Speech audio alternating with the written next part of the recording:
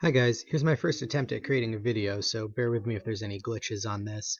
Today we're going to be looking at stoichiometry, and specifically the mole-to-mole ratio. Now stoichiometry is a method that's going to help us predict how much stuff goes into a reaction and how much stuff comes out of a reaction. And we'll see two different sample problems and a couple of problems within each of those samples. So the first one I want to look at is here, number one. It reads, the thermite reaction has been used for welding railroad rails in incendiary bombs and to ignite solid fuel rockets. The reaction is iron oxide plus aluminum yields iron and aluminum oxide. And a visual of this would look something like that. It's a pretty exothermic reaction. Now, part A reads, how many moles of aluminum oxide are produced when 15 moles of aluminum react? And like with many of the problems that we've dealt with so far this year, I want to start with what you're given, or 15 moles of aluminum. We can read this equation both as the number of particles that react and as the number of moles that react. And that second way of reading a number of moles is what I want to look at here. This equation tells us that every time 1 mole of iron oxide reacts, it reacts with 2 moles of aluminum, 2 moles of iron, and to create 2 moles of iron and 1 mole of aluminum oxide. So if we know that we start with 15 moles of aluminum, we can use these mole ratios to determine how much aluminum oxide must have been produced. I can do that by saying that 1 mole of aluminum oxide is produced for every 2 moles of aluminum that reacts. This term right here is called my mole-to-mole ratio.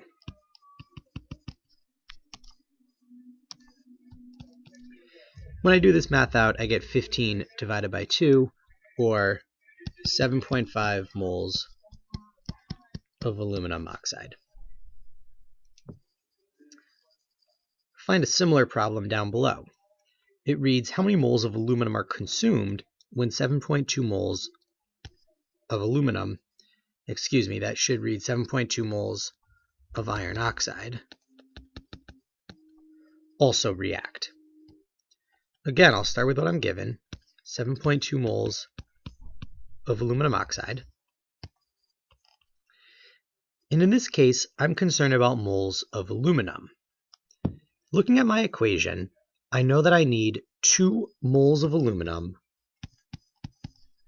for every 1 mole of iron oxide.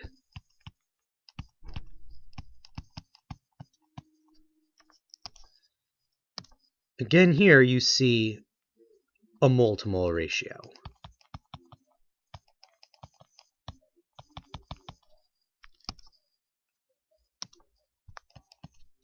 (7.2 moles of aluminum oxide times 2 moles of aluminum per 1 mole of aluminum oxide equals 14.4 moles of aluminum.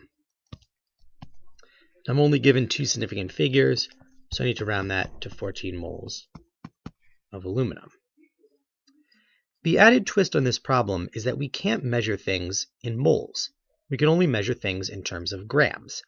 So the problems will get a little bit more complicated as I need to convert from moles to grams or from grams to moles. We'll see some examples of that next. Here's a slightly different problem. The first step in inflating a car airbag is to generate large amounts of inert gas to inflate the bag. A common method of doing this also produces highly reactive solid sodium metal.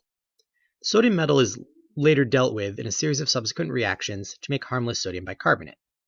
The first reaction, however, appears below. You see that 2 moles of sodium nitride will decompose to make 6 moles of solid sodium and nitrogen gas. And just an example of what we're looking at is right here. That nitrogen gas fills up the airbag. So the question reads, what mass of sodium metal forms when 22 moles of sodium nitride react? Just like before, I want to start with what I'm given. 22 moles sodium nitride.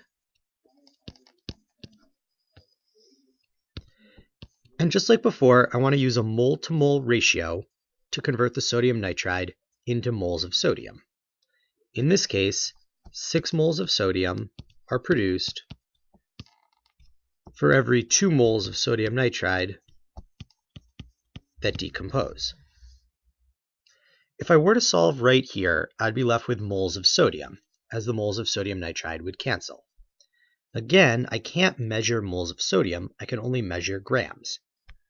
To convert moles to grams, we use a molar mass. The molar mass of sodium is 22.99 grams per 1 mole of sodium. Canceling terms here, moles of sodium nitride cancel, moles of sodium cancel, and I'm left with the number of grams of sodium metal that would form in this reaction.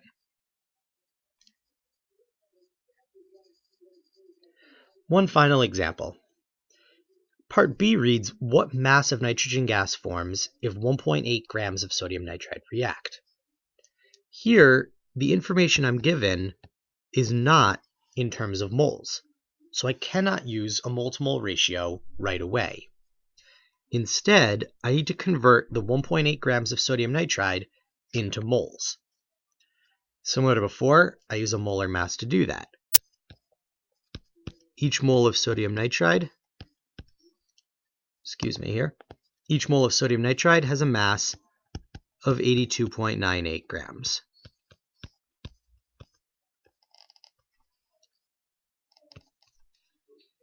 I've now converted my 1.8 grams of sodium nitride into moles and can use a mole-to-mole ratio.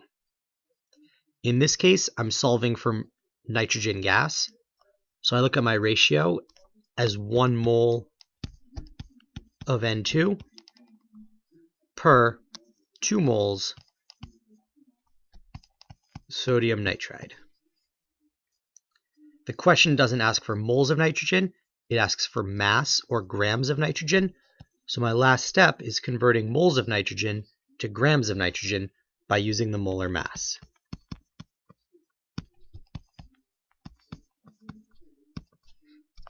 Checking my units, I see that grams cancel, moles of sodium nitride cancel, and moles of nitrogen cancel. The trick in all of these stoichiometry problems is to use a mole-to-mole ratio. In all 4 problems, we use a mole-to-mole ratio. In the first 2, we were given moles and ended in moles, so all I had to do was use a mole-to-mole ratio. In the third problem, I was given moles, used a mole-to-mole ratio, and then had to convert to grams. In the fourth problem, I was given grams, had to convert to moles, used a mole-to-mole ratio, and then converted back to grams. But in all cases, we're using this mole-to-mole ratio. One easier way to potentially see this, and I'm going to rewrite the equation. It's a decomposition. I'm just going to write a visual representation of what we did in part B here. We were given grams of sodium nitride, and the first thing we did is we converted to moles. Then we used a mole-to-mole ratio to solve for moles of sodium. Nope, we solved for moles of nitrogen. And then a molar mass to convert back to grams. Molar mass, mole-to-mole ratio, and a molar mass. And this general pattern of converting grams to moles to moles, and then moles back to grams is going to be the pattern for all of our stoichiometry problems, with again the key being the mole-to-mole ratio.